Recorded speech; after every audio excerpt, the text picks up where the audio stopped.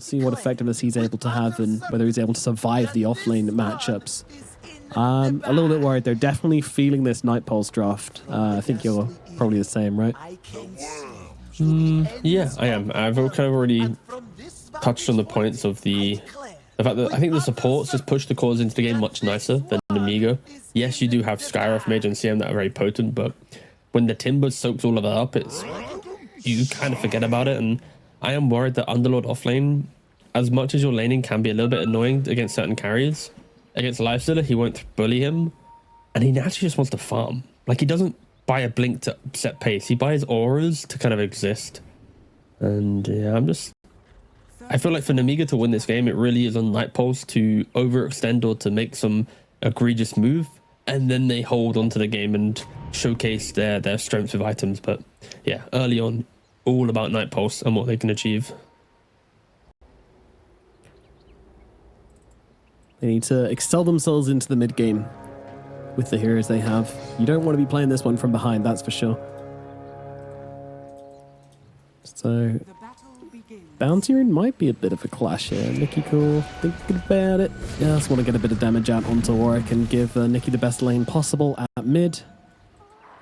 Force him to use a bit of regen, but will be donated until the end to make sure that he's not going to be at too much of a deficit playing into this wind.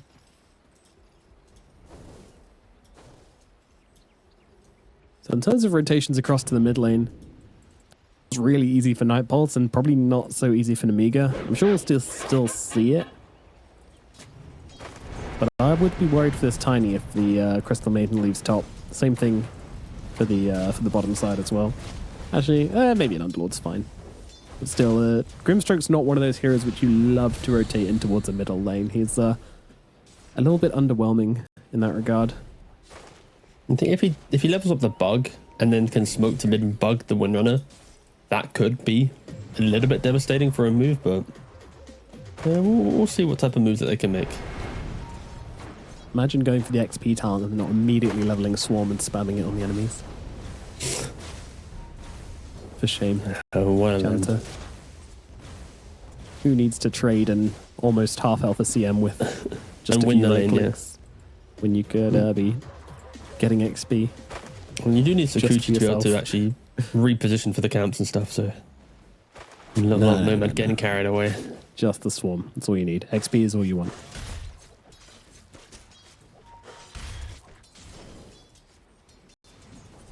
Yeah, first Beastmaster we've seen today. I believe we've seen one Beastmaster in these qualifiers so far from our games. I think have we not covered it? I think we covered a Beastmaster before so far in this qualifier. It's just one, right? But they always go for the beast mode, yeah. Yeah, went beast mode and built an Aghanim Scepter pretty quickly as well. Seems like the Wild Axes build is back. Plus Ags, you just go Arcanes. Something in between. Ah, the bugs at last. Finally, Swarm. Getting that XP, getting that good stuff. I mean, this is a crazy time. For those of you that haven't seen it before, it's pretty wild. It's down on the bottom side. They do actually get the kill onto till the end, and Queasy going to go and self-deny. Don't really want to be hanging out in that amount of HP with that amount of mana as a Skyroth Mage. And you can just leave V-Tune now to enjoy the 1v1.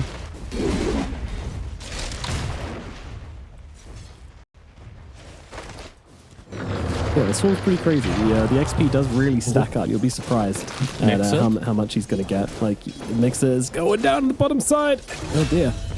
Yeah, this is a problem with the Skyroth Mage self-denying, isn't it? You'll get that long respawn time, and they take perfect advantage of that on the side of Night Pulse. Also, you could argue it's the issue of the Underlord, right? You've got an Underlord playing into a Lifestealer and a Grimstroke.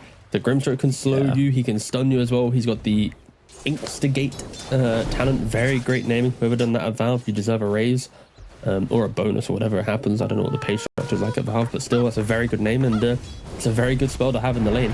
The Underlord, he has to be careful. If he steps up too close to the creeps, it's gonna be quite disastrous.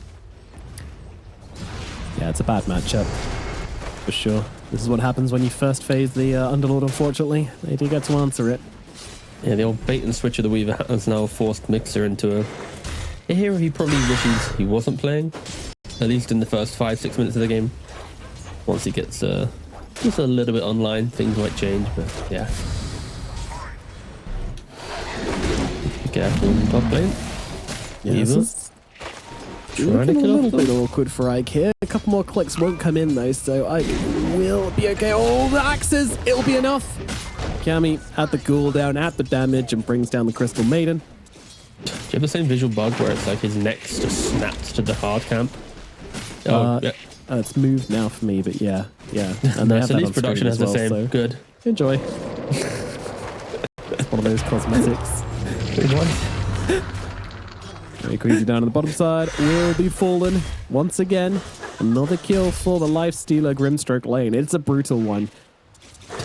I'm just fascinated by this cosmetic. It's still just attached to the same spot. It just hasn't moved. Oh, I just got fixed. Boo. I was hoping that'd stay for the rest of the game. You're just kind of like dragging this like rope around the entire game, but no start. It'll come back. Very, very good. There's a few of them which do that. That's Alchemist has one as well, and okay. Mars. But yeah, Nicky Cool in the mid lane doing pretty good to start this off against the Timbersaw. Got the range, the power shot, the mid life pretty easy. It's down the bottom side. We're going to go once again onto Queasy. The Skywrath Mage not having a nice time. A few more clicks will be needed, but with the damage from the Phantom's Embrace, they'll get that kill. Over on the other side, Janta and Ike having a bit of a kerfuffle here. Being helped out by a power shot. Ike will be okay. Janta actually places the Warden Sentry. I mean, if Ike was checking his inventory, then he's probably going to know that there is vision being placed here.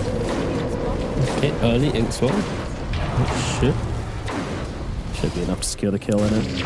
Oh, I'd say that. It's more... Should be enough to threaten him. I don't think you need to be using Inkswell that early on. Like, chase down the Underlord, then throw it on it. But either way, sending him back to base is very, very annoying. Mixer dies once, TP's back to base. Like the first 6 minutes, he's seen the fountain twice, and that is not what you want to see from your offlane. And you compare that to Cammy in the offlane, and he's very much enjoying the start of his game. 33 CS, 11 deniers. And that's a little bit awkward there. Nicky Cool tries to come in with a rotation, but won't be on the mark. Well, just look at the CS though. For it though. For Nightpots, like all of their cores are sitting like mid-30s. Compare that to Nemiga, it just isn't the same case. And we already mentioned that we expect Nightpots to leave the lanes with more confidence, and not only that, they are just farming better. I mean, we'll have to keep this in mind. I'm hoping that they're talking between them and identifying the fact that this inevitable wall of aggression is coming, and they're going to have to try and stabilize the game in some capacity, because they just are not doing enough right now. They aren't getting any kills. They aren't preventing the confidence in that pulse. You got level 3 Crystal Maiden, level 5 Tiny. Wisdom Root's going to help out a little bit as the clock strikes 7, but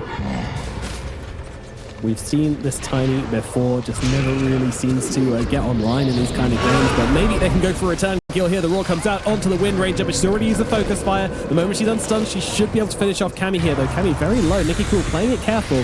Doesn't want to get caught out by the Timber counter rotation, which has come through, but should snipe another kill here on the backlands onto till the end. Meanwhile, Queasy gets chasing down by Warwick. The two mid laners basically just ignoring each other as Nicky Cool grabs another with the Shackle Shot Focus Fire. Arcane Rune doing absolute bits for Nemiga here. A really, really important rotation there from the Windrunner. Coming in clutch, turning around the move, and these are the moves that Nightforce wanted to utilize. Bring the numbers, get the kill, but Tiny doesn't die. Windrunner gets multiple. Wisdom Rune's still available, so Cammy's going to walk in and say, oh, no, he doesn't go for it. Okay, Weaver's going to take it instead. That's the type of Wisdom Rune where it's like, after a minute, it's like, well, if the support's not taking it, guys, it's kind of anyone's game. And I have to, guys. Someone could come and steal it. You never know. Yeah, you just ping some random hero and say, they were missing it. They were very close. Yes, guys. Preferably if there's an invis hero, it's much easier to sell to your team, but... Nicky Cool trying to repeat the same rotation. This time might have just been scouted out by Janta. Certainly was. The focus fire of the Shackle Shot. Not going to connect there. Checking for the vision. It's just not going to be there, though. Janta, he's really messing with them at the moment. Poking them. Power shot will reveal the camp, though. And Nemiga wants to try and take it with the ball points and power shot. Should be able to get at least some of it here. And they're not losing anything mid either because the Skyroth sitting there. Mixer kind of happy to be alone, like he's just going to farm his hard camp, and that's that. They've lost bottom. Accept it, get what you can and move on. Nicky cool. Being run down a little bit here. Turns around with a focus fire onto the Timbersaw, which is going to chase him back for now, but it's not super free. It's kind of getting run down. Oh, Janta, that's a little bit too far forward, my friend. Yeah, trying to go aggressive in this game as Weaver will always be quite difficult. You're going into a shackle shot, a frostbite, an ancient seal. There are plenty of forms of punishment.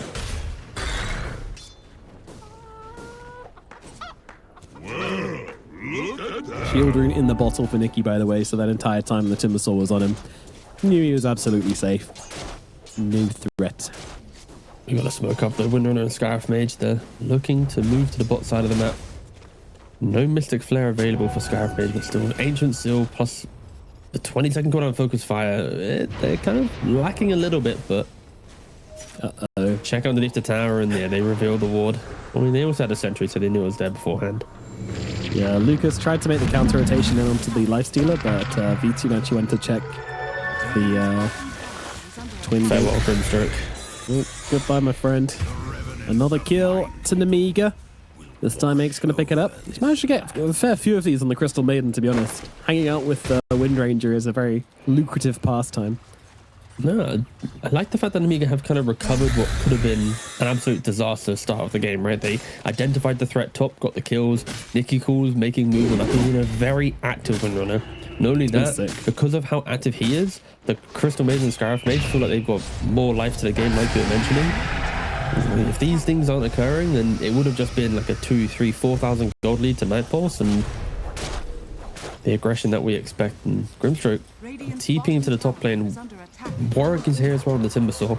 They want to open up this tower. This tower easily could have fallen, 2 or 3 minutes earlier. Yeah, they're doing this because they know that there's a bunch of Nemiga heroes down on the bottom side.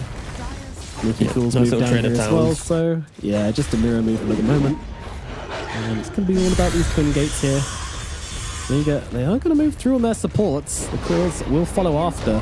Don't forget, they've got the Fiend's Gate to be there as 5 heroes if they want to be. So they have to be very cautious here on Night Pulse. Radiant are scanning.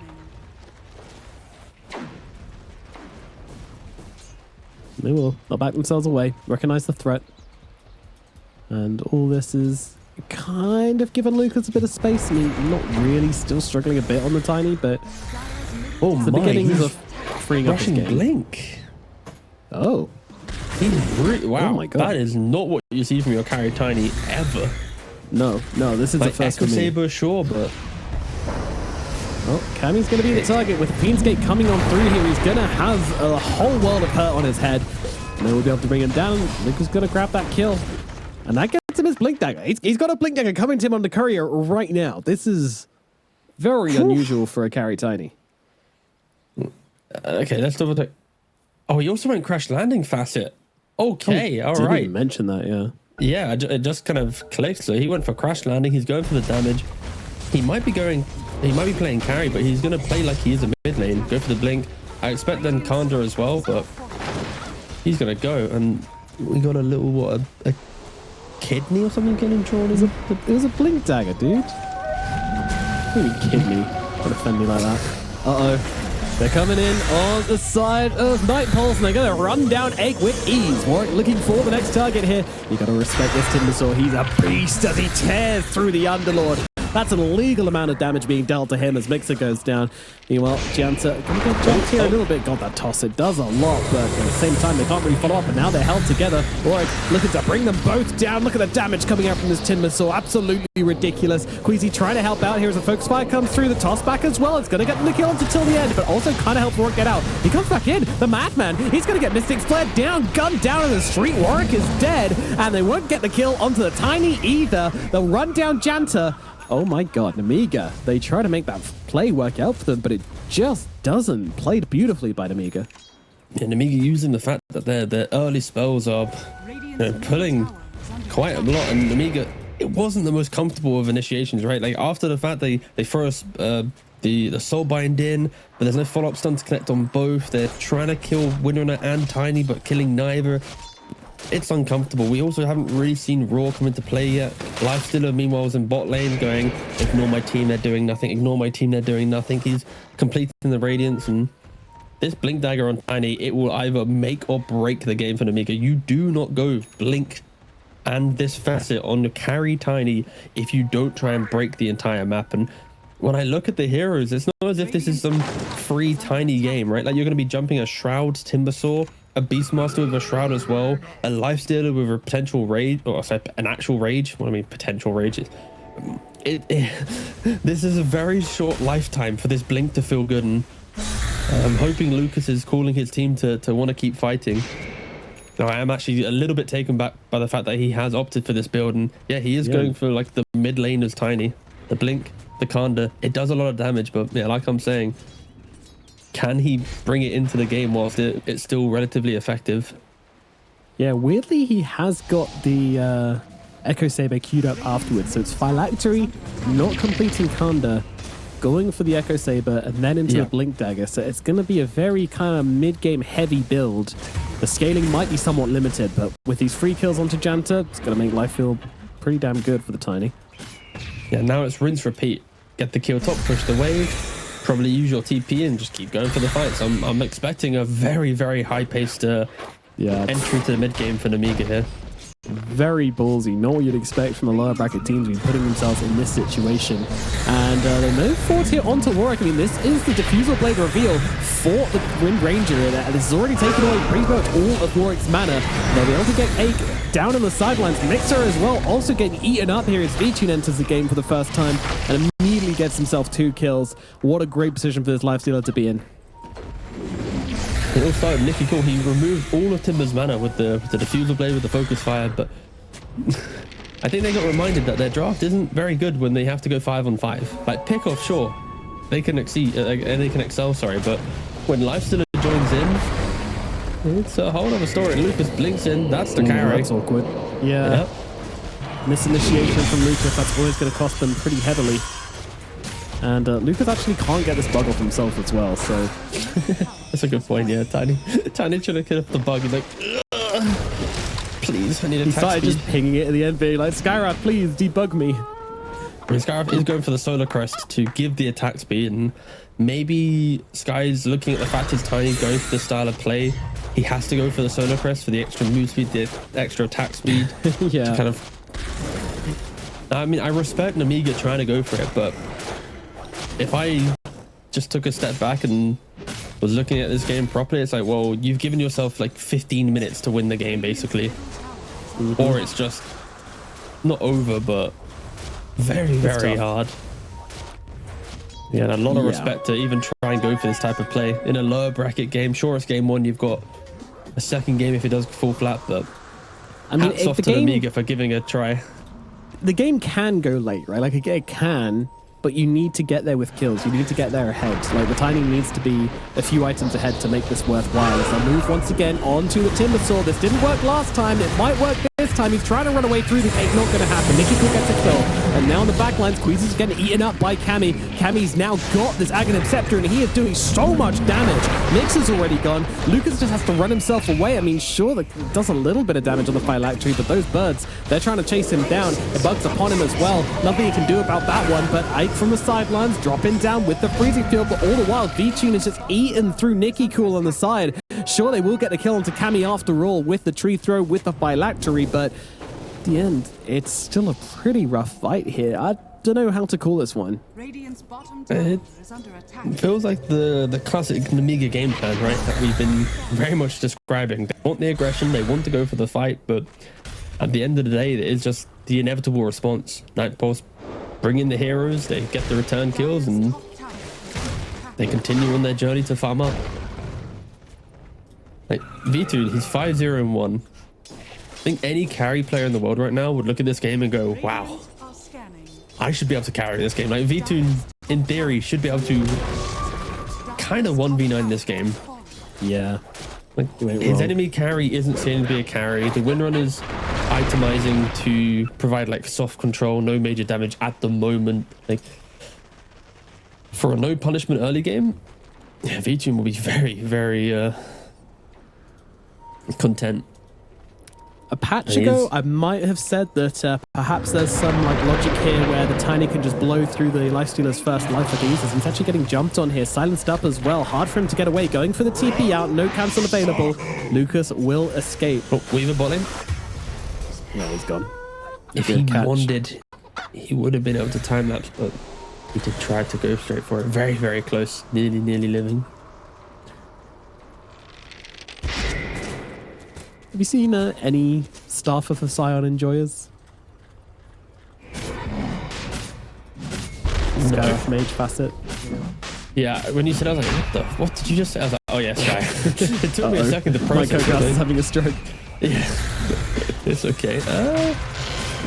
Yeah, I mean, it's naturally quite cool to, again, it's like one of those facets where it doesn't really change Skyrock Mage, but it buffs him up in a way that he gets to pay out the fight normally, and yeah, he gets an additional little bonus for playing. It doesn't change Sky. That's basically what I'm hinting at. So yeah, overall, I'm fine. I think the shield is a lot better in most situations. Like maybe some core Scarif might go for the staff, but yeah, the shield is really good. The shield is just nice. Roshan now taken by the side of Night Pulse. This game feels kind of like it's getting a little bit out of control. You have 3 really scary cores online for the side of Night Pulse. You're not just trying to deal with one issue here, you're trying to deal with 3. And Aegis and the Beastmaster as well. He's got Blink, he can just go straight up to the Windrunner. Roared up, taking on down the drums. They do be a banging, and the Wind Ranger, she do be a dying. We're moving towards the Tiny as well. Tiny uses an entire combo to half health of Grimstroke. Now trying to TP back to base. Will make it out once again. The lack of stuns is apparent. But still, the concept remains that your carry is just not doing a thing, and he's gone for this early game build and can't even battle into those heroes. Queasy on the run here. V-Tune's coming in from the side. He realizes that's probably not a kill and backs himself away. But again, Night Pulse just marauding across the map at this point. They got the Aegis, they throw on Beastmaster. He then holds the lights to his hand and takes him towards the kill. And at this point, Windrunner is the carry for Nemiga. That is going to be the large amount of physical damage that you're leaning on, and isn't really apparent. And here it is, the Underlord. I feel like if you compare this Underlord to the previous Underlord that we watched with the other facet, again, not to harp on it, but he would have, like, he'd be pretty much like a quarter of a way away from his pipe by now. He'd be very close to getting piped by 21 minutes with Cleave, but yeah, but no one can resist the cool little dudes coming to join you whenever you go through a portal. But yeah, I mean, it's okay to like have opinions, right? And I think you're right as well. I much prefer the Cleave talent, but I think that is one thing that intrigues me with pro play is someone will do something, you'll see them do it, you'll copy it, but then there's pro players who invent and try and like push deeper into the patch, and there's other pro players who like take a concept and try and perfect it and go, okay, this is it. And once they decide in their mind that that is the version of the hero, they'll never try and like break away from it until someone else comes around and goes, actually, this is how it is. And it is a little bit upsetting that like, we aren't seeing that kind of thing. I think Underlord is like the perfect example at the moment where in the previous game, we saw the utilization of the other facet. It works perfectly, but it is going to take some time for pros that aren't as keen on trying to kind of push the boundaries to kind of catch up to that. So yeah, I think that is one of the best examples. Yeah, pretty much. Wake up. It's interesting, isn't it? I've always thought that about Dota as well. The way, like, the majority, and it's not like a kind of 50-50. The majority of pros are copiers. They'll do what's being done, and they'll just be like, oh yeah, let other people experiment and discover things. Because jump in onto the Tiny, and Lucas is gonna drop here. He's gone. That's your carry dead. That is a big kill here, and just being caught out by that Raw as this game starts to kind of roll in the expected direction. It would be very rough for Oh, that's a great Yules coming out from the Weaver. That's going to seal his fate. Can they do anything about this? Nicky Cool trying to run away, trying to get on the tower. But he's there, but it's not going to be nearly enough to keep him alive. Wind Ranger goes down. Queasy trying to get the TP away, but will just about work. He gets out alive. But Your mid and your carry are dead. The game's collapsing all around you here. This one is looking a little brutal. There's not really much to say. Nemiga, they tried to break open the post-laning phase window of the game. Didn't really work out. They're now running into the inevitable tankiness of Night Pulse that they cannot eat through. The Timbersaw went straight for the BKB. Lifestealer has the Rage. Beastmaster has an Aegis. Which core are you going to be killing in this game? And maybe it's the Timber that doesn't actually have the BKB at the moment in the mid lane. So that's a pretty good pick off. All right, that's a big one. You know, punishing the corner a bit. With the state of the game, and the one consistent of this game has been actually Mystic Flare. Like I feel like they've got a kill with every Mystic Flare so far. They've been pretty sick. Janitor on the hunt finds himself a Underlord with the roar coming through from Cammy. We'll be saying goodbye to Mixer. Nemiga though, they're sweeping across. They want to fight. They want to chain these kills together with no Timbersaw. Fighting into the Aegis isn't an impossible task, and they will see Cammy here. The silence is up, but he's got a BKB turned around, and they can no longer chase him. So they'll look for other targets instead. Till the end is going to be that target, but V-Tune is now on top of Lucas. Lucas has to run himself away. He can't stand his ground against the Lifestealer. Cammy coming back. Signaler under me, the guy you engaged upon. He's now going to bring him down. The toss will get the kill onto Till the end at the very least, but it's a very small consolation prize for this Tiny, who's just being beaten at every opportunity. The scoreline looks relatively okay right with the 6-2-6, and just killing the wrong heroes. It feels like he's got, there's 5 deaths from Grim, there's 5 deaths from Weaver. He just can't kill the important heroes. As Night Pulse now move towards the top tier 2. Of course, the BKB on the Beastmaster as well. Double BKB, Manta on the Lifestealer. They are so tanky. Just to clarify, by the way, it's a BKB on the Timber, a BKB on the Beastmaster, not 2 BKBs on the Lifestealer. That would have been rather ludicrous, and thank you for clarifying that with my statement. I realized saying double BKB Lifestealer and then Lifestealer kind of could have been a little bit misleading. I mean, if Storms can buy 2 meter hammers pre-patch, then why not? Yeah, true. Yeah, it's a weird one, isn't it? One of those games where there's like not a huge net worth advantage yet. It just feels really despair for Nemiga. It's kind of what happens when you don't have a carry though. Like, sure, Lucas has now got a BKB going back for the Kanda. It's just like, it feels like he's so far behind. The build just didn't work for him. I think the build, I think the concept that Lucas is showing us is a really cool concept. I'm not opposed to it. Yeah. I love the idea.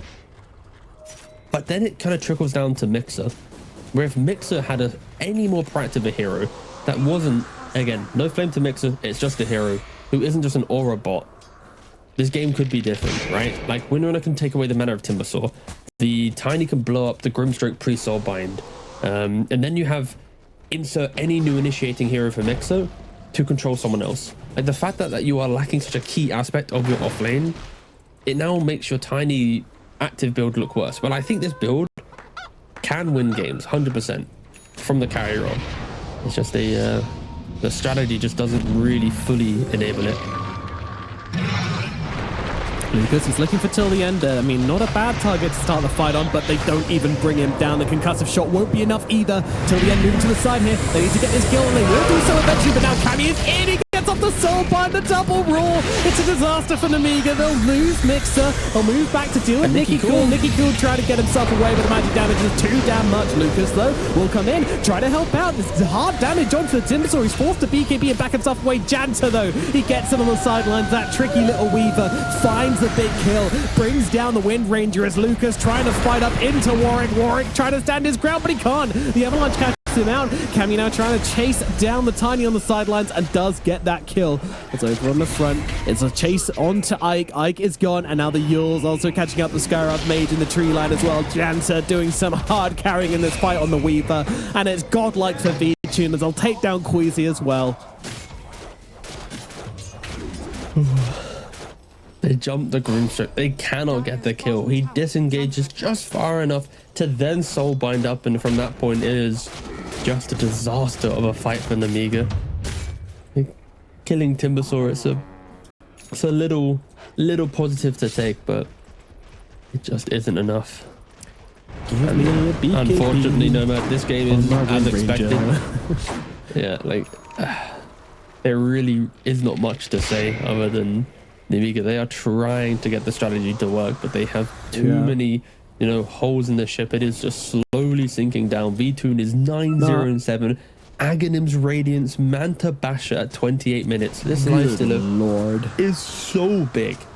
And like your Windrunner, she went for okay, I'm gonna say third item loosely because she bought Diffuser and Atos, very cheap items, but like she has third item Lincolns.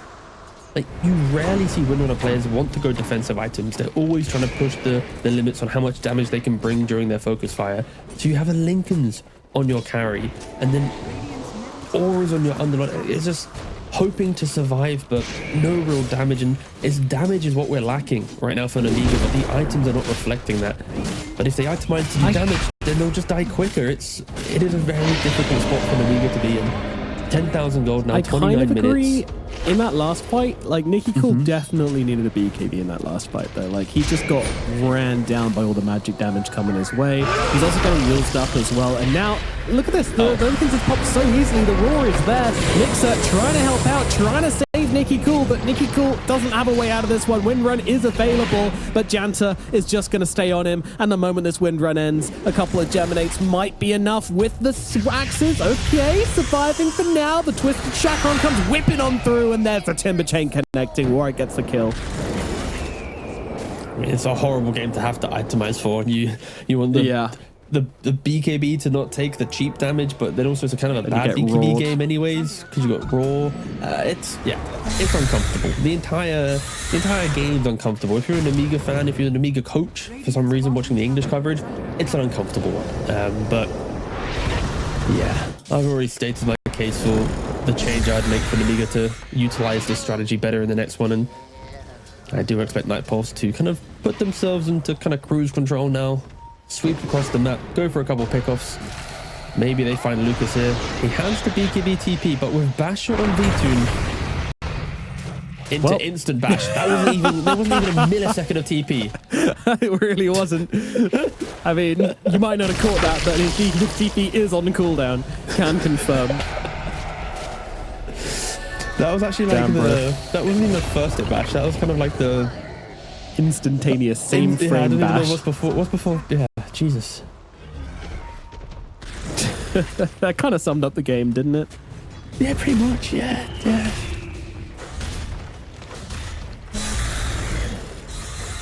Meanwhile, whilst they know that the lifesteal's down in the bottom lane, Warwick and Cammy just tanking tower, just taking it down together.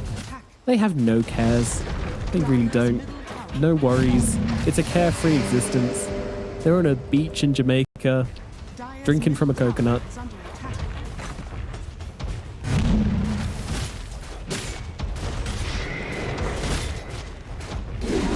Tier 3 tower starting to fall here. It's the beginning of the dismantling of Nemiga. Though some could argue that happened much, much earlier in the game, but now it starts happening literally. V-Tune with the Aegis. Pretty much uncontested here. Ike will be able to get away from this one. And they're good at not dying. The other stuff they're struggling with. Time for a fake back, maybe? Maybe. This is the most obvious fake back I've seen on the field. I'll jump in, roar out onto the Wind Ranger, straight back in onto Nicky Cool, and Nicky Cool is gone. It doesn't matter, it works anyway. They'll move over towards Ike. Ike gonna be tossed in. Goodbye, Crystal Maiden. Offering her up to the gods. Please take my Crystal Maiden, but let us live. Sacrificing the Maiden definitely feels like a strategy which probably isn't going to work.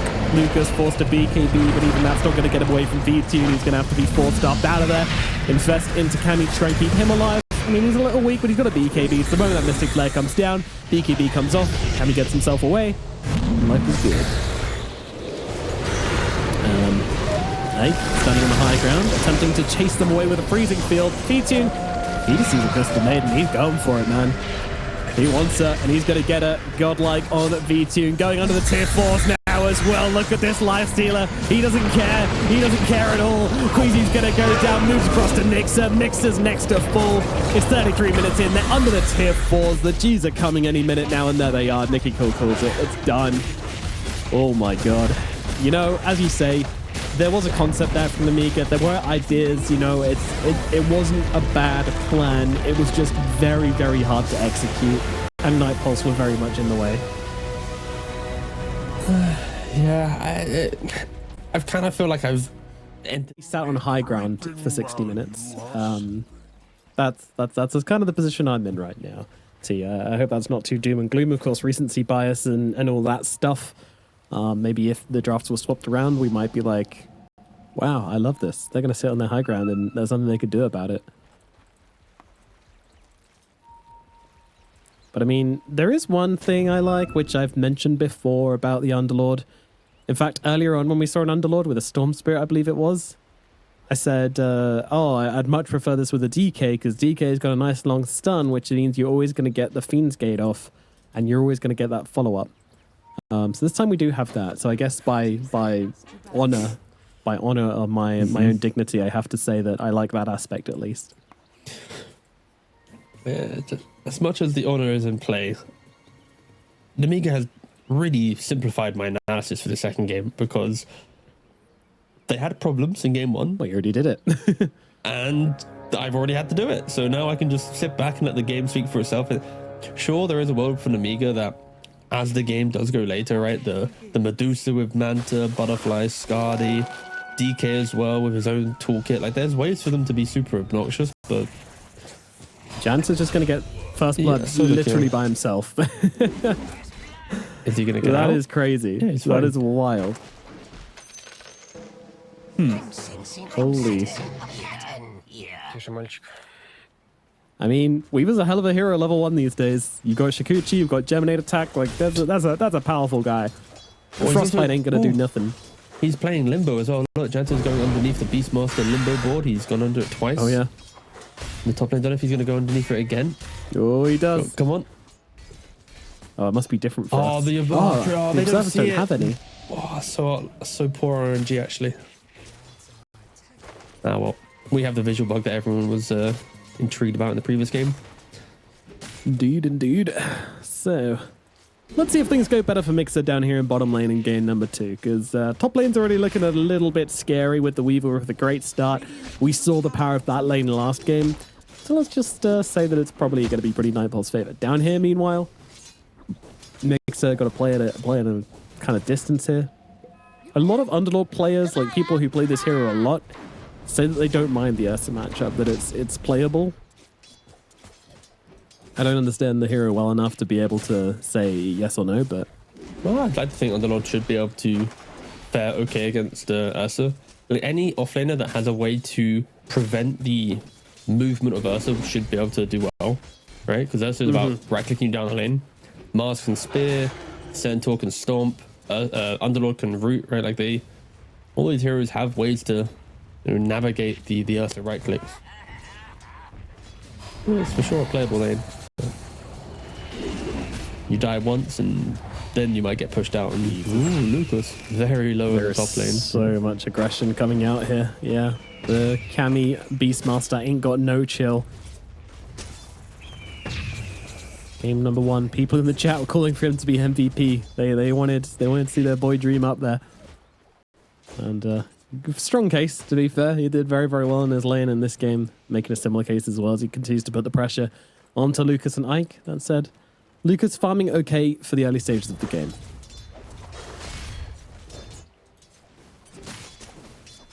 I was going to say in a minute, it's 2 minutes in.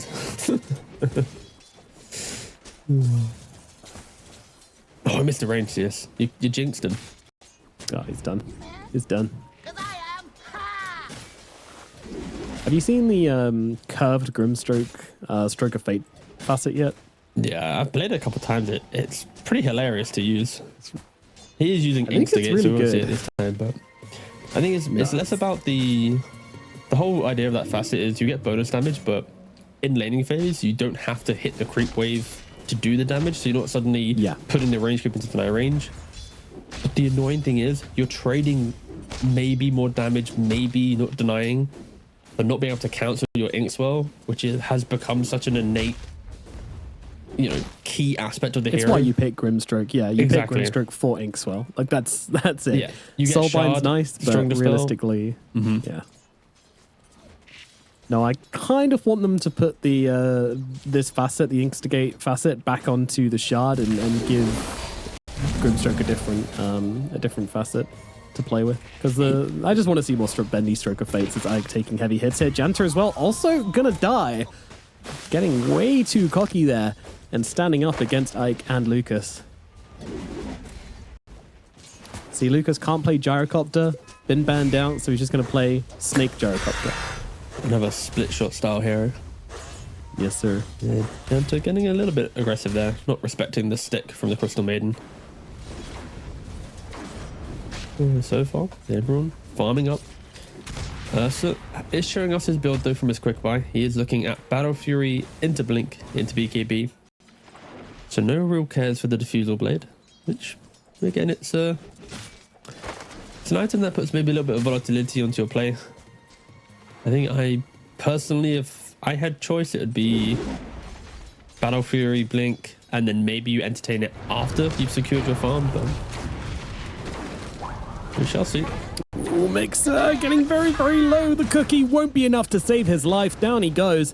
The Attune pretty low as well, but Top of lane, course yeah. Queasy no spells to help out. Is up on the top side. They'll bring down the Crystal Maiden as well. Janta gets a bit of revenge and brings down Ike once more. Alright, we finally see them converting on the Underlord kill. Was kind of something we're anticipating? Like I don't know the matchup. Well, I know that traditionally it's bad. Some Underlord players have figured it out, but Mixer does get caught out somewhat inevitably.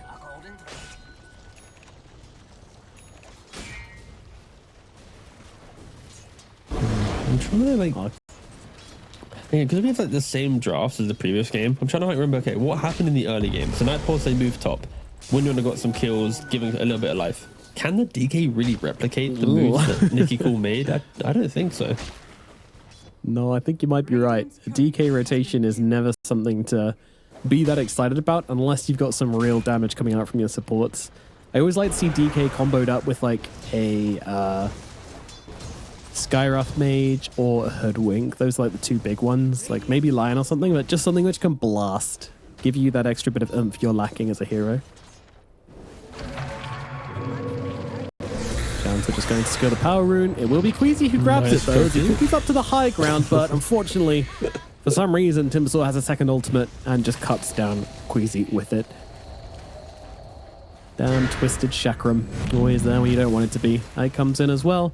Nicky Cool will be able to get that bug off him, and we'll be alright for the time being. Two supports still hanging around here for Night Pulse, but I don't think they can do anything. I mean, no one's killing mid. They're way too tanky, the both of them. Night Pulse still respecting the DK. You know, the fact that when he pops that ultimate, he can, if Timbersaw leaves the lane, will be able to chip down that tower. He does have the corrosive facet. And 4 kills. Wisdom runes are spawning. Janta already here for the arrow inside, but the Crystal Maiden is trying to wrap around. They understand that Beastmaster is relatively low, but he has a wand and a Lotus and a raindrop. Oh, it's a lot of healing. It's a lot of healing. He lives long enough to kill off Ike, but won't survive through the Snapfire.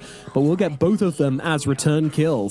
Janta going to be pretty happy about that one. He's also able to grab the Wisdom Rune as well, as Mixer will drag by on their side as well. So all in all, pretty decent trade for the side of Night Pulse, I would say. Yeah, you get 2 supports, and the Beastmaster, he had just enough utility to keep himself alive. He gets 1 kill, then dies. So for him, it's like, well, whatever. I get a little bit of a trade, and they're trying to set up on to mid and get the ultimate off on to the DK. Yeah, he's taking damage here. We'll need one more Whirling Death, and they will find it. And that is the curse of Timbersaw against melee heroes. And Ike's come in on this one, and he's just going to feed another kill the way of Night Pulse. Mixer's coming across as well. They really need to bring the Timbersaw down there. Nice cookie, but you got to be careful. Warwick, he does so much. He's got the heals. He's going to live through it all and cut down Mixer on the process. Oh, no, not another one. He brings out Queasy as well. This is ridiculous. Warwick is just stunting on them right now. A TP back to base, but an absolute disaster for Nemiga. Yeah, I mean, do you really gank a Timbersaw like that? Nemiga not really connecting. They're down 8 kills, down 2,000 gold. They tried to kill off a Timbersaw, but it just wasn't the one.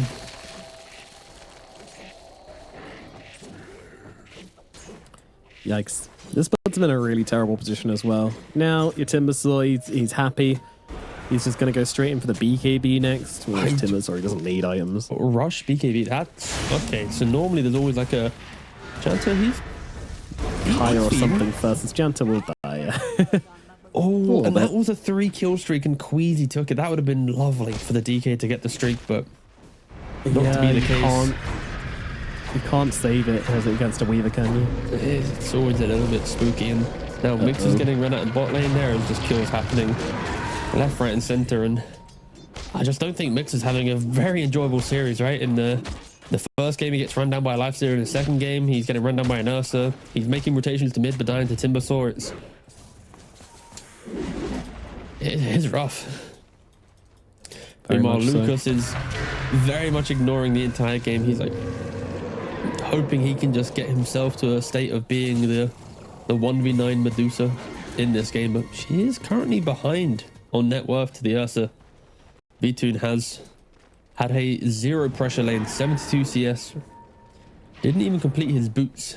He has many components for many different items, but eventually will complete one. Maybe. Don't kill him again, guys, please. He's having a terrible game. Leave him alone. Okay, I think he lives this time at least. They'll show mercy. 3 heroes here, but they're like, no, we can't kill him again. These supports on the side of Nemiga at least having an okay time. Both of them relatively close to 6 at this point. Like, sure, the Weaver and the Grimstroke are both level 6 and 7 somehow, but you know, they'll be able to get reasonable timing on the level 6s. These are the things you can play with as well.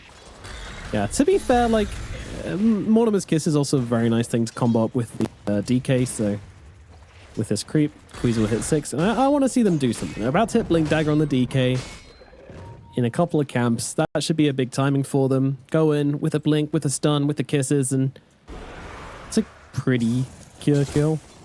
As long as you're not jumping the Ursa or the Timbersaw, or maybe the Weaver. Beastmaster is pretty tanky. As long as they're on the Grimstroke, then it's a pretty free kill. No, so with the combination, right, with CM, Snap, and DK, they easily can kill off Weaver, Grimstroke, and you could argue Beastmaster in the correct circumstances. I think maybe even Underlord might have to assist there, but I think the key takeaway is get this Blink, get a smoke, find a kill. If they get a Blink Roar on out DK, onto the Medusa in the top lane. They've got the Inkswell as well on to him. They need some help. He gets off the Manta to buy himself a little bit of time. Is it going to be enough though? Big heals coming out. Medusa, she might live through this yet. Down without the mana shield. Gets rid of the bug. Gets rid of the Phantom's Embrace.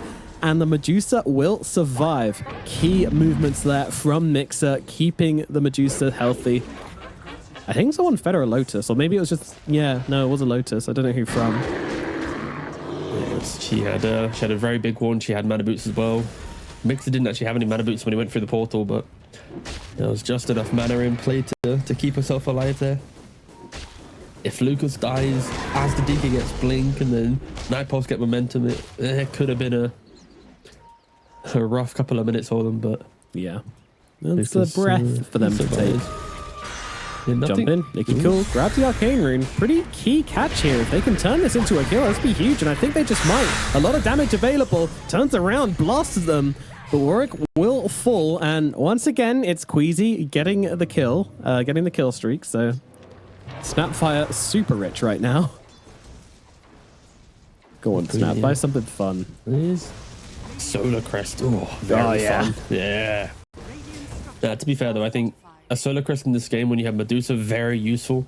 Putting it onto her, giving it more just purpose in the fight. Even the DK early on to get through towers even quicker. I think Solar Crest is very, very valuable. Night Pulse, they are relatively content. Right? They aren't really buying items to break the map as of yet.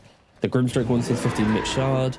The Timbersaw is going straight for a BKB, which you don't see too often, but in this game, he is respecting some of the magic damage that Nemiga can provide. And so he's still in farm mode. Battle for you complete. Wants to get that blink dagger. Then he'll be hunting. It's not the ring of health from laning phase. He went for the ring just to get through the fight, and eventually will most likely will become an abyssal. A couple of key kills have really brought Nemiga back into this. They kind of went around and killed off those problem heroes in the Weaver and the Timbersaw. And now their game's not looking awful, but Nightpulse might be finding something here. Well, Crystal Maiden going to be the first target, brought down with ease. Everybody else, they're scattered to the wind. They're out of here. They're going to be fine. When is our Aghanims coming on the Beastmaster? Ah, now. He's literally just picked it up.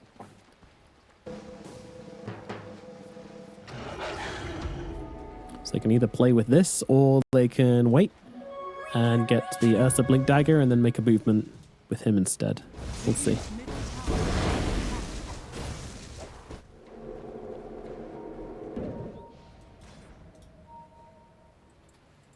Nikki Cool, hang out under tower. Nightpulse are here as 4. Ursa can come in if he really wants, and that's a great swarm. Going to catch both onto the DK. The roar is out onto him as well. The cookie, will it help him? No, it will not. Down goes Nikki Cool. Till the end does die in response. A nice ultimate from Egg brings him down. Queasy up to the high ground, keeping his distance, but wants to be nearby if there is an opportunity to throw out some kisses. But he's a big threat here as Warwick tries to chase him down, keeping his distance, being careful. It looks like the situation will be diffused, so whilst they do lose their DK, they'll hold off Nightpulse for the time being, keep their tower alive. It's a small win, but one they'll be forced to take. Reacting accordingly. I mean, for Nemiga, it really is just, you see some aggression, you gotta poke out just a little bit, and then sit back. Unfortunately for the viewers, we are just gonna be watching a Nemiga farm fest for around 15 minutes. And if you want to see how close they are to making moves themselves, it's click Medusa. Does she have Butterfly? Does she have Skadi? Does she have maybe like a Daedalus or something? And then when she hits like these items, that's when you know Nemiga are really going to try and enter the game. And I think for Nightpulse at least, Roshan should be calling your name. You know Nemiga, Surely. but really able to contest it. And They're actually looking to move bottom side here. I'm not too sure. Never mind. They'll cancel the twin gate and makes her happy to stay up in the top side.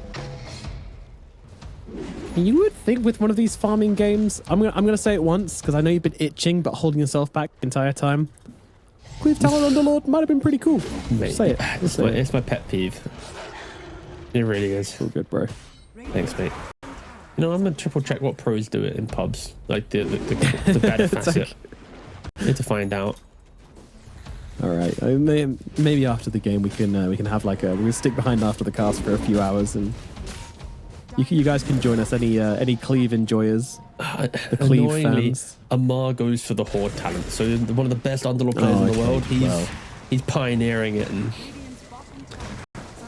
but he just plays better than the others, so he has an exception. He is 14,000 MMR. Nyx is about to die. Unlucky. Caught out by the 4 Nightpulse heroes, and they'll make light work off this Underlord. Turn it into a tower, turn it into a Roshan. The shopping list is long for the side of Nightpulse here. It all comes down to, can they amount a big enough lead here to take down these towers, to start pressuring this Medusa, because she has just been farming this entire time. Like, sure, the other 2 cores are being threatened, having a nasty time. Lucas, he's 2-0-0. The dream Medusa KDA at this point in the game.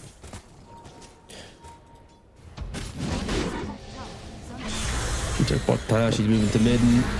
Roshan full 17 minutes now. Aegis in play. We spoke about the fact that Medusa is doing well, and she's gonna have Butterfly in about 500 gold time. So this Aegis on V2 isn't going to be like the Aegis of the game, right? It's an Aegis that syncs up very nicely with Lucas having all this farm. And I guess, something we didn't really think about. There's a Grimstroke in the game. If he goes Aghanims when Medusa's buying this much stat, it's going to be really, really strong. Maybe Grimstroke thinks about this. Yeah, he hasn't spent his money yet. He's sporting 1,000 gold. If they win a fight or 2, then he's suddenly halfway there. That could break down Nemiga and everything they're hoping to lean on. See, this is a classic support gameplay here where You just hold the money and wait to. If you get flamed, you buy a 4-star. If no one flames you, if the fights go well, you grab that axe. Definitely. Janta going to get freed from the stun by till the end from the low ground, but in goes Lucas, committing to the fight and cutting down the Grimstroke. Can't quite finish the job though. The uphill miss. The Grimstroke gets away. Lucas though still sticking by Mixer here. V-Tune's upon him, but he doesn't seem to care. Maybe, just maybe, Nemiga start backing themselves away. They'll lose Mixer at least. Lucas still very, very tanky, very, very healthy, and with the butterfly being delivered, it's going to get cookied in. Okay.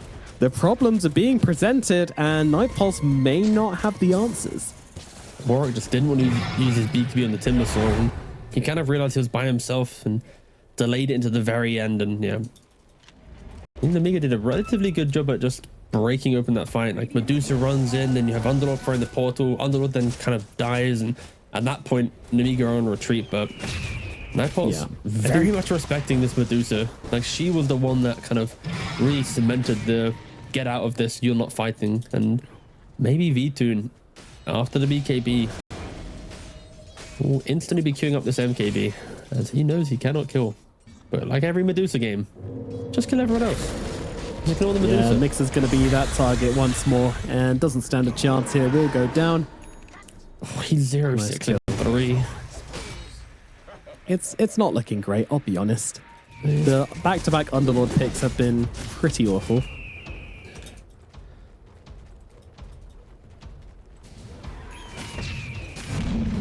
But they do get a Weaver kill down on the bottom side at least.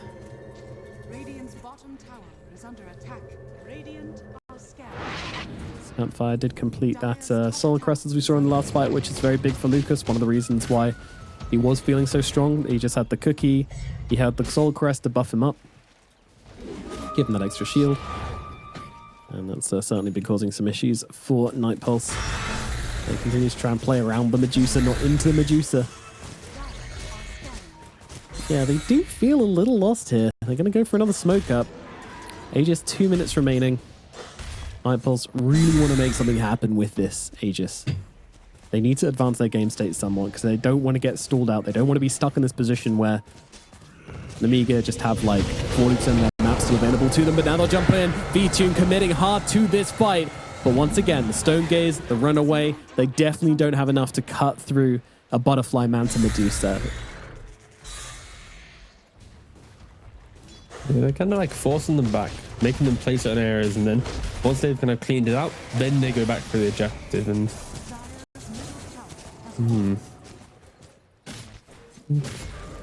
V-Tune is going to be controlling all of the momentum though for Night Pulse. He could be complete 1,000 gold. So yeah, this Aegis, of course, didn't really net them everything they wanted, but it did get them to the next round of items. As we click across the cores, they are all picking up quite big ticket progression, and we shall see. And yeah, the Grimstroke is going for the 4-star. I feel like this could have been the game. He's still holding on to a tier 1 neutral item, so I'm guessing he just had terrible tier 2 choices, or he forgot. It happens. It do. If he had Philly Stone, that's an Axe game. But that's an Axe right there. Oh yes. Yeah, no, I mean, whilst Night Pulse won't be like super scared about this game right now, it's certainly starting to feel, you know, this Medusa is online already, basically. And she's just going to get scarier and scarier as time goes on. Of course, you've got 3 heroes scaling on the side of Night Pulse versus the 1 hero scaling on the Nemiga. This DK and this Underlord are too far behind to come back into the game, really. They are just 4 supports plus Medusa. Yeah, unfortunately, that sometimes happens with Medusa games. You have to do so much to keep the map alive, to allow her to farm, that you are just, you know, victim to your economy being extremely starved. And I think luckily for Nemiga, your DK doesn't really need a lot of net worth, right? Once you're a Blink BKB stun, you're kind of content.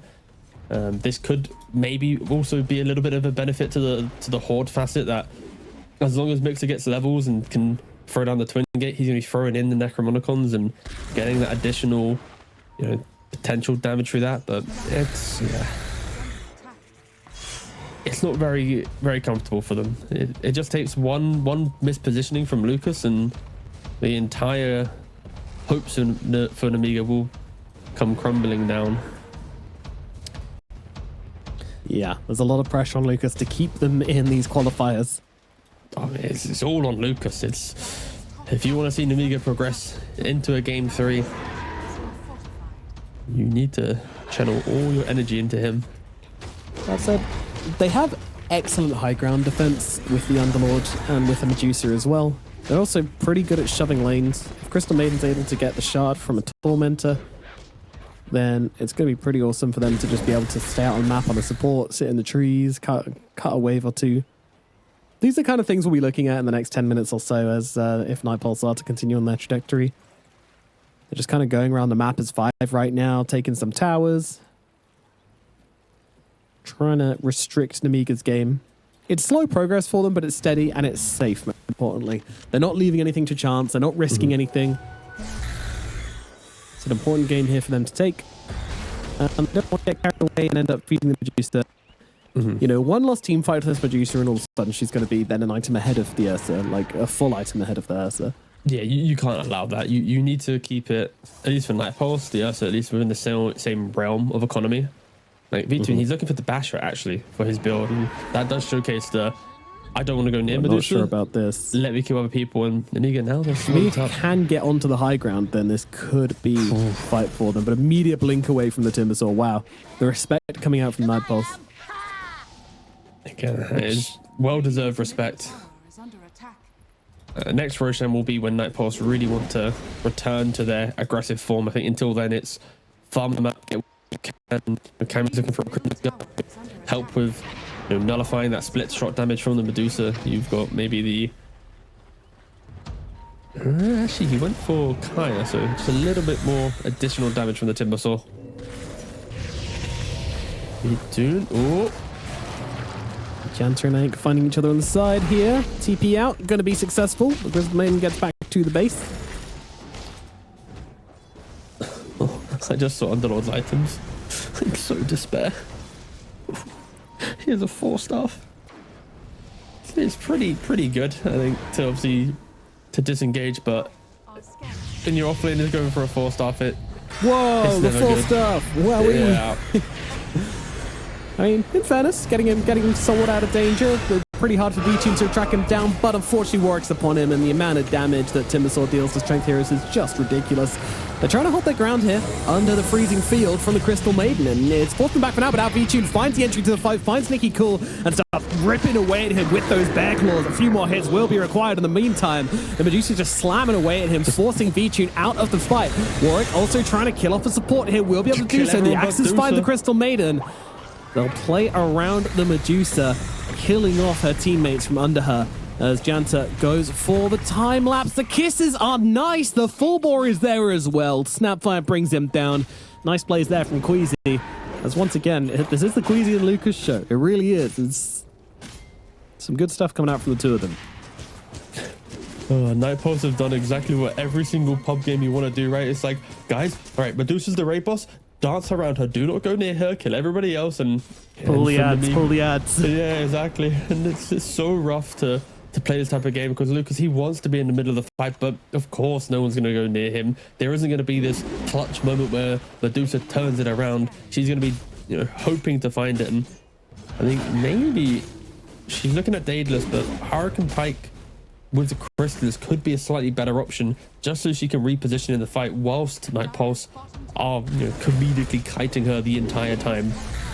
5,000 net worth lead, and it's kind of the philosophy of carry players, right? Like, do you want to be doing enough damage to kill them whilst they're in your radius, or do you want to go for that Hurricane Pike to stay on them as they move around your radius? Like it's an interesting decision, and Lucas at the moment has decided to go for the damage. We'll see if he changes his mind.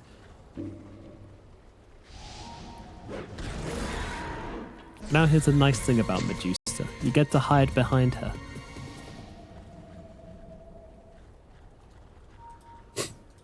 Why does she make little statues of goods? Oh, Warwick jumping in on this one, finding himself a target, immediately jumping onto the DK. They want to take him down nice and quickly here, and they'll be able to do exactly that. Cammy, though, he's taking hard hits from Lucas as he just rips through that Beastmaster, despite the BKB forcing him out of the fight. And once again, they'll look to the sides. They'll find Mixer. Mixer, he's not close enough to Mummy Snake Lady, and he's going to get cut down by V-Tune. V-Tune immediately just looks for the next Queasy up onto the high ground, chasing into V-Tune, being aggressive, knowing that he's near Lucas. Buyback from Ike as he comes back into the fight, utilizing that outpost. And the kisses, nice they catch the kisses. Ursa.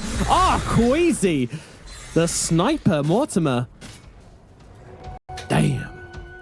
The entire fight, full HP, full mana on the Medusa. She's just like, please. She didn't get hit once. Yeah.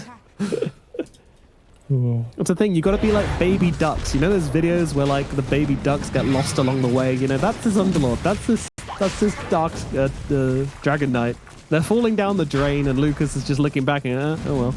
Whoops. Yeah, at some point I'll clean them up, and yeah, because of that, because of the fact that Nightpulse weren't able to break down more resources, more heroes outside of Medusa, right? It's what they killed Underlord and didn't really punish anyone else, and yeah, Roshan's gonna be falling for Nemiga. This will be the Aegis and the Cheese. Very, very scary portion of the game. This is the type of game where Lucas feels unkillable, but at some point, Nightpulse will be able to kill him off. I'm pretty sure when Ursa gets MKB, which is on the horizon, like 10 minutes away, you roar, you right click on Ursa, maybe even throw the Grimstroke spells into the mix as well. She dies. And again, it's like there is so much pressure on Lucas. One death, one poor position, and everything you've built, like your entire lineup for, will come down. It's like so scary. And CM's dead. And yes, the Grimstroke, he is doing it. Okay. He is doing it. Okay, Mixer might be dying, but Grimstroke is going for the Aghanim's. Take the back, Timber might be dying. I don't know, no one's dying. Yeah, no one's dying. Peace offering has been made. Everybody's backing out. Who's buying what now? What are you getting excited about? Grimstroke going Aghanim's. He had the 4-star for a brief second, but I think you know when Bane players would rush Aghanim's? That was such a cool period of time for support players because they showed hero item combinations where they don't want to go for the Force or the Drum or some cheap item and hopefully by 40-45 minutes get the big item.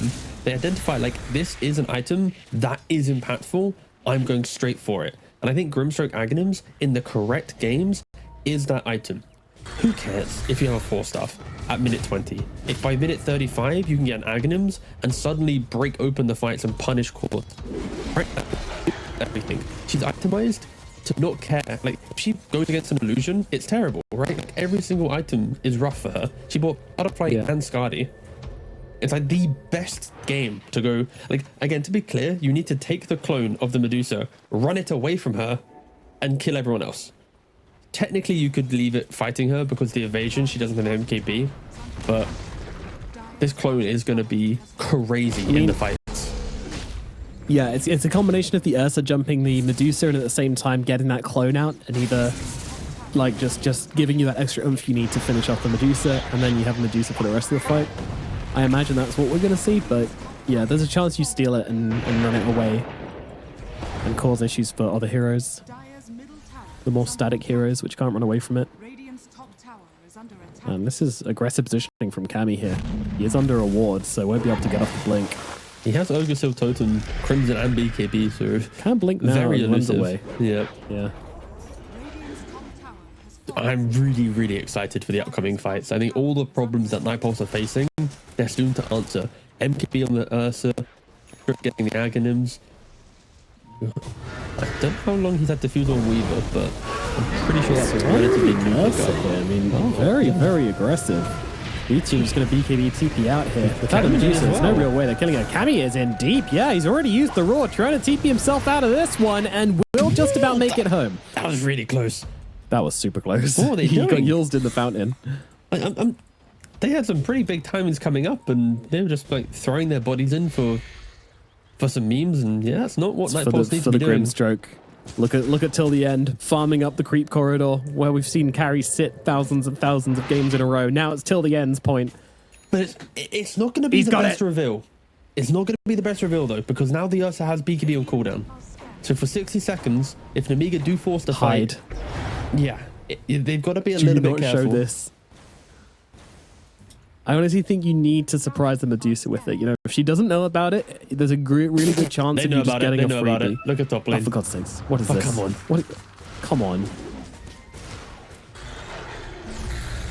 Radiant's bottom tower Okay, is he got under greedy. He's like, I could get a couple of creep waves with this. attack. Radiant's bottom tower has fallen.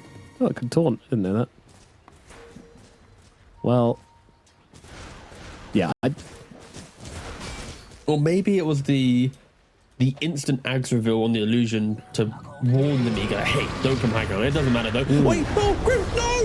Oh, no, not like this. That's not how you want it to go down. Caught out by Nikki Cool, now lying in the grave for 45 seconds. Where is your Dark Portrait now? You can't draw when you're dead, Grimstroke. Tier 3 tower has gone down. Nemiga, they're making the best usage out of the 20 seconds left off this Aegis. Actually, he wants middle tower as well. Lucas, this is so greedy.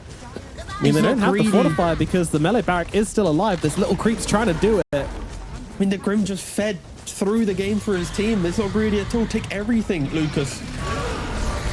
They're going to jump him now. Maybe The that. Aegis, it's gone. The damage, it's there. The Medusa is dead. They didn't keep an eye on the Aegis timing at all. Not Now the gonna lie. DK's being jumped. He's got a cheese. He's not going to use it. Knows there's no point. What the... Well, okay, so just to clarify what just happened. So the Grimstroke just by himself showed him and died to DK. Medusa then takes Rax. I didn't even check the Aegis time, so I assumed she still had it. She then dies. They also then just used Glyph on a melee Rax, thinking that the DK poison was still ticking. It wasn't. So Night Pulse wasted Glyph. Grimstroke dies to the random DK stun. Medusa dies to the Aegis timeout, which all catches I think everyone by surprise. I think including her, I think including Medusa. Like, I'll be honest, she was I looked at the positioning glyph. very Oh, much we just like see it, there but was a it's- minute left on that Aegis, not 10 seconds. You know how we said like it's one Lucas death that brings everything down? Oh yeah, that was Like always that- coming, wasn't it? Well, I mean, Nemiga should just they take did a him lot two of racks. damage. A That range has been barrack, two a melee racks. barrack. Sorry, I'm too giddy, Nomad. The last 2 minutes of this game have really just spun everything in my mind. Oh my god. It hasn't been the cleanest Dota I've ever seen, but it's certainly been some of the most entertaining. Now they're coming high ground. They've got Magnums on the Grimstroke. They've got a lot. In goes Warwick. I mean, no Medusa still, so feeling pretty cocky about this one. BKB also available. He's got a Cyclone above his head as BKB comes out. But now with the Medusa respawning, Night Pulse will respect that and get themselves away.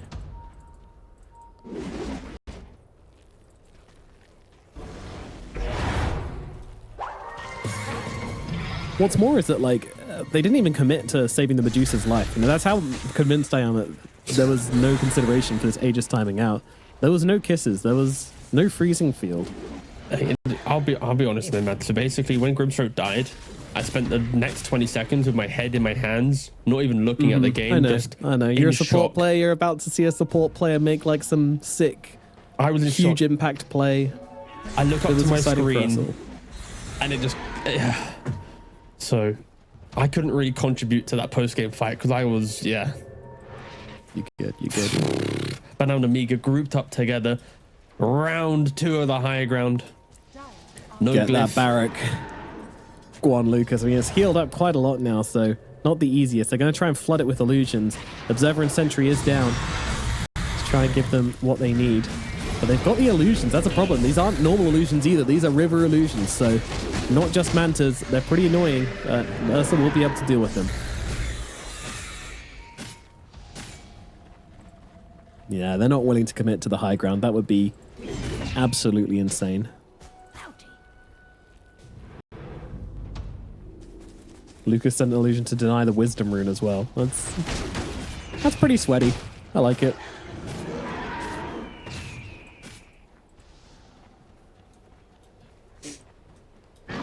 Ooh, baby butterfly as a tier 3 neutral item for Lucas. Going to be replaced now by the Trickster's Cloak. Basically another baby butterfly, but this time with added magic resist, not just evasion. Cheese also on Lucas as well, so everything for Mother. That is the strategy for Nemiga. It always has been and always will be. Yeah, And it's all don't about change. Roshan. Yeah, they want to give the based Snake Lady an Aegis, not just a smelly cheese. It's going to be up in a minute 15, so a very awkward amount of time to linger around the pit. And so there's a gem on Beastmaster, so should be able to deal with this ward if the Beast just walks a little bit closer. A little bit further in. Do they jump on Lucas? Do they throw everything onto Medusa? Yes, they do. That is the plan. Everything being thrown away. She pops the stone gate. She's out of mana, though. Cheese is available. And back up to full HP. Back up to most of her mana back. And this makes the fight incredibly awkward from Nightpulse, especially with Cammy being caught out here. But Vichun, he commits again. He commits again. He's got so much damage. Lucas force-stuffed away. But Jansa, he's there and waiting. Can the little Weaver do it all by himself? You bet he can. They take him down. Warwick comes cutting on through. Nicky Cool is dead. Queasy trying to do the damage from the high ground as well. But their MP, they are low, but they're holding their ground. Warwick trying to get away from these supports as Lucas buys back into the game. Nemiga are back in force. They want to take this Roshan. They know how important it is for both of these teams. Vichun, he's jumping in again. He wants to get the supports down, and then he wants to go for the big lady. Everybody onto Lucas once again, but I'm not sure it's enough. Warwick is gone. Buyback comes out. Everybody's coming into this fight. Mix is going to be the next target. He's going to fall. Vichun backing himself away, but a beautiful cookie, a beautiful stun, a beautiful kill. The answer is dead. Till the end falls as well. Lucas with the triple kill. The buybacks are coming from Nightpulse here, but they've got to get through the portal. It's so awkward for them. And Warwick, he might have just spent his life away. Cammy comes in as well. He uses the raw down onto the DK, but Lucas just blasting away from the sidelines. Warwick jumping himself away. The Sharkan Racken towards them. Where is the Ursa? Where is he coming from? The Teddy is here, but the Invis, the Trickster's Cloak is doing so much work. Nicky Cool and Queasy might be the new targets here as Cammy looking to chase him down. The DK's in some trouble. Turns around with the Dragon Tail, does get away. Medusa fighting with herself. Vichun trying to close the gap here. There's another Stone Gaze coming out, but Lucas is all alone. His children, the little duckies have left him. Oh, the scan. It connects. They're going to find it, but can they cancel the TP? They can't. The Medusa survives. No way does she get out. There's a small little spot for her to hide in, and they check every single location other than that. God. And now Roshan wants to run away from this madness. He wants to get to the bottom side of the map, but they're weirdly holding. I don't blame him. It was a silly game. Get out of here, Roshan. He's kind of dying. Yeah, they're taking him down. Oh, they got that next. Weird place for the Aegis to get dropped, but cool. Yeah. Oh, it's a funny game sometimes. Oh, this is a beautiful game. This is exactly what you want from a potential, from an elimination game for one team. And elimination series. Yes. What do we have here? Buybacks are on cooldown for pretty much everyone but Beastmaster and Snapfire. Either team, if they are able to get a kill. Here we go onto the other. Immediately trying to commit onto Vichun here. I mean, it's a bold target. He's got an Aegis. I'm not sure about this one, Chief. Nicky Cool trying to back himself away. Lucas just hitting from the low ground, peppering away at MP, and Vichun might just be losing his first life here. He does. BKB's ready for the second life, but look at Lucas. He's just sitting on him right now. He doesn't care about a BKB. He's got so much damage to throw out onto him. Vichun has to go in aggressively to try and survive first, but Lucas blinks into his face again. The aggression from the Medusa. It might just be enough. The Ursa's dead. It's over. Surely. With them both going down till the end. He's trying to fight up here. He's trying to use the Medusa illusion. The double roar coming on out here. Cammy's got to do it all by himself, but it's just not going to be enough. Warwick, he's here. The damage. Oh my God, they can do it. They kill the Medusa. 4 heroes dead on the side of Nemiga. It is GG, but not for Nightpulse. I mean, this might not even be. I don't know if they have the pushing power here without the Ursa, but they're going to try for it. Nightpulse running down the middle lane now. You have to respect the Grimstroke in these positions, right? You had the constant chip damage of the Beast and then the Timbersaw, but then you throw in the Ink Swells, the Dark Portraits. It was just enough to get them over the line and to win that fight. And don't forget that the Dark Portrait doesn't actually take into account his damage. It's fine. You know, it's okay. But Lucas trying to play with so much confidence in that fight, right? He's jumping in front of that Ursa, getting the kill, but he now puts himself so vulnerable that they are able to find the backlines. Like Nemiga were like kind of chasing in, trying to follow their great carrier. Now they're sending couriers down mid, trying to do anything they can to keep themselves in this game. 68 seconds for the Medusa to respawn. Had to wait a second before I could say that one. No, they can't. Oh, they also don't have wave away.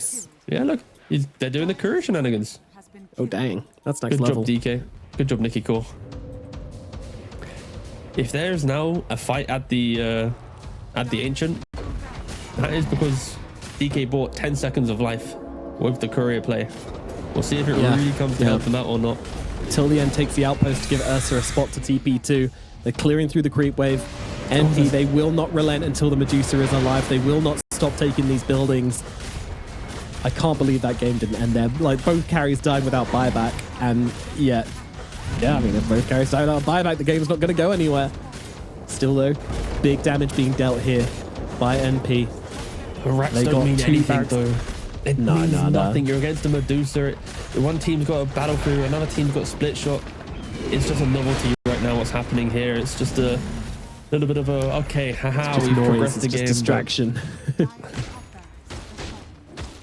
We've got 3 minutes until pretty much everyone returns to their state of having buyback. And Beast and Snap used it in that previous fight. They were the only ones available. V2 would love to complete his Abyssal Blade, simplify some of his initiations.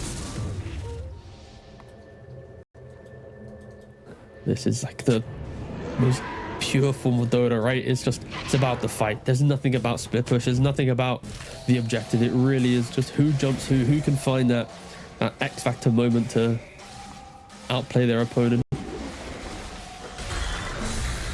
We've not seen the rapier coming out for Lucas, nor even tempted in the quick buy or anything. It's not that good this game, to be fair. It's about surviving and like repositioning constantly, right? So I went for the Swift Blink. He's got Lincolns and Manta. It's, you know, he's not giving up the Manta yet as well. Like they're also smoked up. They're down again, net worth kind of whatever at this stage of the game, but they are the ones smoked up. He sold Butterfly. That's insane. Yeah, he. That's some Grimstroke respect right there. Yes, literally it's because of Grimstroke, correct. Jump onto Weaver. Weaver's annoying, but not that annoying, and they're going to go immediately onto the DK. Yules out onto the DK to buy himself a bit of time, and look at Lucas just blasting away at NP, forcing them back, but it is Stone Gaze used. It's a really important defensive tool from Lucas, and they're going to be able to grab the clone here off the Medusa. And ouch, Ike, he's just being blasted by his own teammate. Warwick will finish him off. You got to run. You got to run from the Dark Portrait. It's a terrifying illusion.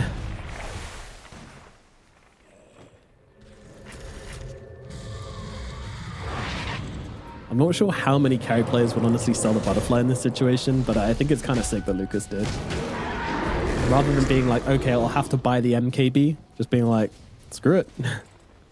It's like, the thing is he can't buy MKB, right? Because like, let's say he has Butterfly instead of BKB right now. Is he going to give up the Lincolns to not get roared for MKB?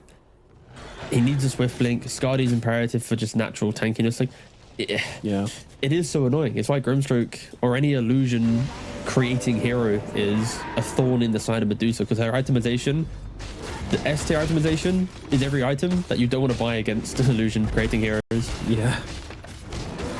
And no Night Pulse moving to the bot side of the map. V2 hasn't completed the Abyssal because he is ensuring his buyback when it comes back off cooldown. Roshan might respawn in 2 minutes. It's a really, really long time before we get there. And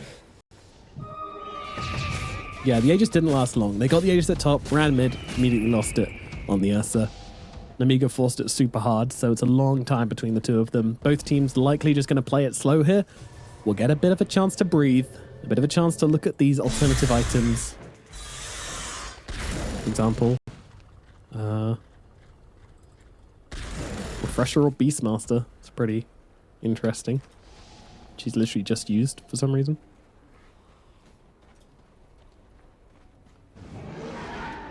I don't quite know why the Beastmaster's Refresher was on cooldown, but that's a question for another day.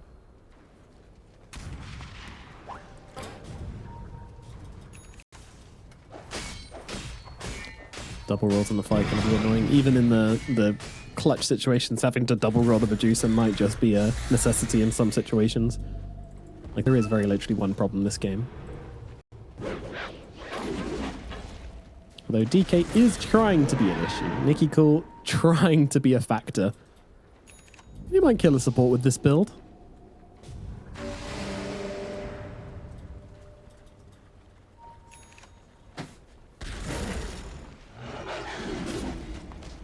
both teams, though, they understand the severity of the the upcoming fight, right? Like there is no time to be apart. Push out the waves as 5, move around the map as 5. I would argue that Nightpaws don't really have strong vision at the moment. They've used a lot of wards on the bottom side of the map just to win that one clutch moment. Now the repercussion of that is, you know, running around into the fog the entire time. Grimstroke holding onto a single observer, so they have to very smartly choose where they want to engage. There's also an X factor in this game, which we haven't talked about. You mentioned the Grimstroke X factor. We haven't mentioned the... Oh, hold on, they're going to go up this high ground here, immediately looking for a kill, but they don't realize that Nemiga are all together here. Nicky Cool trying to look his V-Tune. He's going to use the charges to try and get... He doesn't make it down the hill, though, but they don't realize that the bear is stuck. Mixer going to get soul bound up. Doesn't really mean a whole lot, as once again, Warwick going on to the backlines and looking on to Mixer here. Mixer, he is going to lose his life. Down goes the Underlord. No buyback available for Underlord right now. He's 500 gold off. That could cost them dearly. Inside the base, Ike is dealing with the creeps who just took down a tier 4 tower. Lucas still positioned very aggressively here. I mean, Roshan's up. You can't back away from fights. And they're going to move on to Warwick. They're going to move on to the Timbersaw and try and take him down, but he's got the BKB, but he doesn't latch with the Timber Chain, but still, Nemiga will back themselves away. They don't want to be led into the enemy team. It's too scary at this point without their Underlord. It's also pretty hard to miss Timber Chain, right? When he has the left talent at 25, the Timber Chain range, then you can just kind of close your eyes and you'll hit any tree. Like the cast range on it is rather ludicrous, but yeah, it's... We get rush time. It is rush time, and Nemiga are the ones to be there. They're scanning. They're possibly able to go for the Twin Gate if they want to, but Nemiga have the vision. They need to send the cloak first, but the illusion's not going. No, the illusion won't go, which means nobody will go. Aegis going to be grabbed by Lucas. Aghanims grabbed by the Snapfire. Oh, come on. I want to see some Goblins. They're going through. They're coming through. What? Surely this isn't the play. They're immediately going to get upon them. They'll look for Geeta right now, but he's managing to get off the Wind Waker to get himself away. Lucas just standing on the high ground, standing and delivering. They've killed off Nicky Cool, though. He's running out of teammates very, very quickly. And now they'll come and deal with the Snake Lady herself. The first life is going to fall. Medusa is down. Kiss is coming in from the sideline, but Queasy getting jumped up by Warwick. Has to jump himself out of the bit to try and get himself away. Medusa with the Stone Case, trying to look for Vici. Vici go for the TP up. That's not going to happen. The S has gone down. Janser running away on the side. He's going to be able to escape. Buybacks used en masse here for Nemiga. Aegis also being taken from them.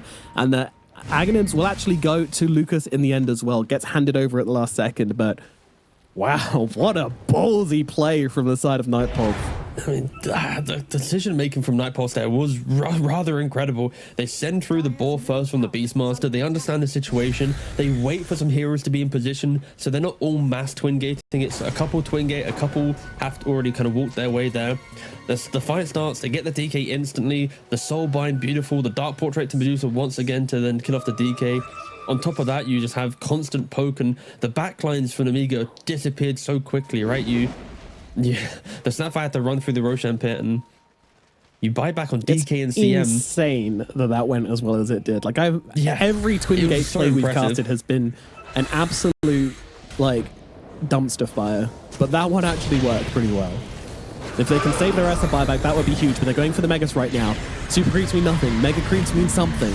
Mixer holding this high ground here, forcing Nightpulse back, but Nightpulse are kind of happy to back themselves away here, but so slow on the Timbersaw, so slow and getting cut down. He's going to have to use the BKB to get up to the high ground. Mixer, he's going very aggressively, as is Lucas jumping up onto the high ground. They want to force his Ursa buyback, but they might not be able to do so. Hex out onto the Deucer. Don't forget, no Aegis. It was used in the last fight, so BKB is going to have to be used. Whoa, she's left, she's right, she's down, she's back into the faces of the Beastmaster. Beastmaster losing his life. He turns around with the roll, but the Link is going to block it. He's going to go down. Lucas very, very low here. If the Ursa can get upon him, then he might just be able to get the kill. He's going to instead go on the sidelines onto Nicky Cool, has no buyback on the DK. They'll kill him. They'll move to the Medusa. She's gone as well. 2 heroes dead. 1 without buyback on the side of Nemiga. They'll go in deep. They'll find Mixer as well. Mixer has a buyback available. So it's just 1 really big kill here. Is that enough to give Nightpulse the confidence to go for the jugular here, T? But surely it has to be DK. He's been doing so much work throughout these fights, being able to find some heroes, lock them down, be it with Orc or stun, the AC to amplify the damage of the Medusa. He's dead for 92 seconds, no buyback.